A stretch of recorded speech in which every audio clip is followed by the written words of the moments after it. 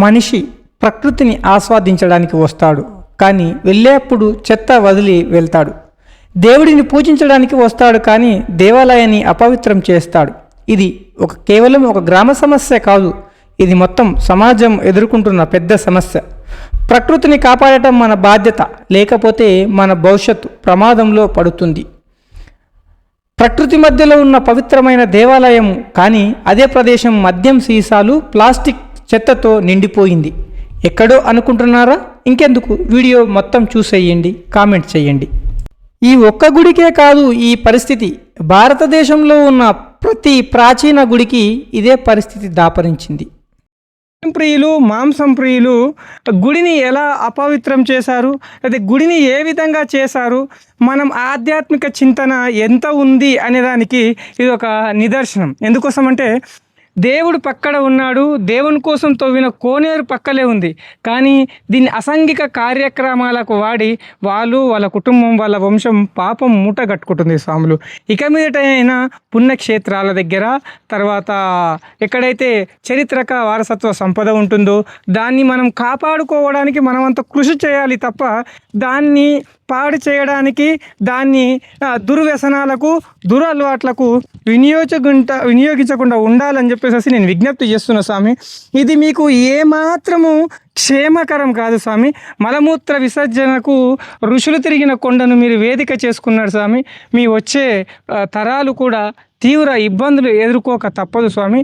నేను ఒక భారతీయ పౌరుడుగా, ఒక హిందూ సనాతన ధర్మాన్ని ఆచరించే వ్యక్తిగా చెప్తా ఉన్నా, చారిత్రక ఆనవాళ్ళున్న ఏ ప్రాంతాన్నైనా మీరు అపరిశుభ్రంగా చేయకండి.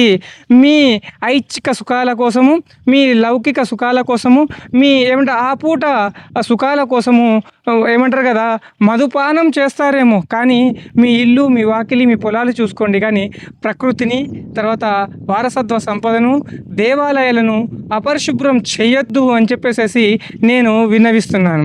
ఇది ఇక్కడి నుంచి ఆగదు స్వామి. ఎందుకోసం అంటే భావి తరాలకు మనం ఏం చెప్పదలుచుకుంటున్నాం స్వామి? ఉగాది రోజు పంచాంగం చెప్పించుకొని అయ్యో నా జాతకం ఇలా ఉందని బాధపడతావు. ఓకే, దసరా రోజు నవరాత్రి ఉత్సవాలు చేస్తావు, వినాయక చవితి ఉత్సవాలు చేస్తావు. ఇతర మతాల వారు ఎవరైనా సరే వాళ్ళ దేవుని ముందర డీజే పాటలు పాడరు స్వామి. ఇతర మతాల వాళ్ళు ఎవరైనా సరే వాళ్ళ దేవుని దగ్గర డ్యాన్సులు వేయరు స్వామి, సినిమా పాటలు పెట్టుకోరు స్వామి. ప్రస్తుతం సమాజంలో హిందూ సనాతన ధర్మాన్ని వ్యతిరేకిస్తున్న వారు, హిందువులను ఏమన్నారు కదా తూలనాడుతున్న వాళ్ళందరూ ఒకటే ప్రశ్నిస్తున్నారు మిమ్మల్ని. స్వామి, మీ దేవుళ్ళ కాడ మీరు డీజే పాటలు పెట్టుకుంటారు, డ్యాన్సులు పెట్టుకుంటారు, చికెన్ మటన్ తింటారు, పూజిస్తారు, ఇదేంది స్వామి అంటారు. మన హిందువులకు ఏమంటే మటను చికెన్ తినే వాళ్ళకి అందరికీ వేరే దేవతలు ఉన్నారు, దానికి స్వయంగా వేరే ఏర్పాటు చేశారు. కానీ ఇట్లా పెద్ద పెద్ద గుళ్ళ దగ్గర, గోపురాల దగ్గర మీరు ఇలా చేయడం అనేది ఏమాత్రం శ్రేయస్కరం కాదు, మంచిది కాదు అని చెప్పేసి విన్నవిస్తున్నా.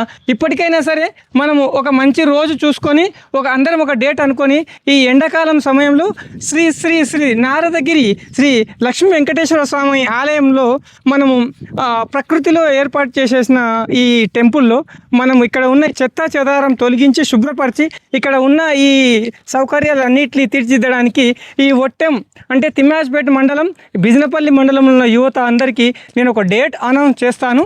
ఫస్ట్ ఈ వార్త టెలికాస్ట్ అయిపోయిన తర్వాత, ఇది చూసిన తర్వాత ఈ పరిసరాలన్నిటిని శుభ్రం చేసుకుందాము. పర్యావరణంతో పాటు ఈ దేవుడికి సంబంధించిన క్షేత్రాన్ని కాపాడుకొని దీన్ని మనము భావితరాలకు అందించాల్సిన అవసరం ఎంతైనా ఉంది స్వామి. ఎందుకోసమంటే ఇది స్వయంగా వెలిసింది స్వామి. ఇక్కడ మునులు, స్వాములు నడిచిన ఆ పాదాలను కూడా మనము చూసి మన జన్మని సార్థకం చేసుకుందాం స్వామి. వెంకటేశ్వర స్వామి నామాలు, స్వామి ఇక్కడ తిరిగిండనే స్వామి పాదుకలు, ఇలాంటి పాదుకలు కూడా మిడ్జిల్ మండలం బైరంపల్లి గ్రామంలో బైరన్న గుట్టపైన కూడా స్వామివారి శ్రీ లక్ష్మీ వెంకటేశ్వర స్వామి యొక్క పాదాలు ఉంటాయి స్వామి. వాటిని కూడా మీకు త్వరలో చూపించే ప్రయత్నం చేస్తాను. ఎందుకోసమంటే మాది బైరంపల్లి గ్రామము, ఊరి చరిత్ర మాకు సరిగ్గా తెలియకపోవడం వల్ల, ఎలాంటి చారిత్రక శాసనాలు లేకపోవడం వల్ల చెప్పలేకపోయాము. ఇక్కడ ఇవి చూసిన తర్వాత, అయ్యవార్లు చెప్పిన తర్వాత, ఇలాంటివి ఇంత అంటే మానవ నిర్మితం కాదు స్వామి. ఎందుకోసమంటే స్వామి యొక్క పాదాల లాగా ఉన్నాయి చూడండి. మీరు బాగా చూడండి, స్వామి యొక్క పాదాల లాగా అడుగుల లాగా ఉన్నాయి స్వామి వాళ్ళు ఇక్కడ. అంటే మునులు ఋషులు తపస్సులు వాళ్ళు వచ్చారు, వాళ్ళు ఉన్నారు అనడానికి ఇది ఒక నిదర్శనం స్వామి.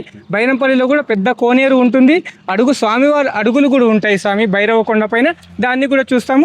ఈ గుడికి సంబంధించిన చరిత్రను కూడా స్వామివారు మనకు బాగా చెప్పారు.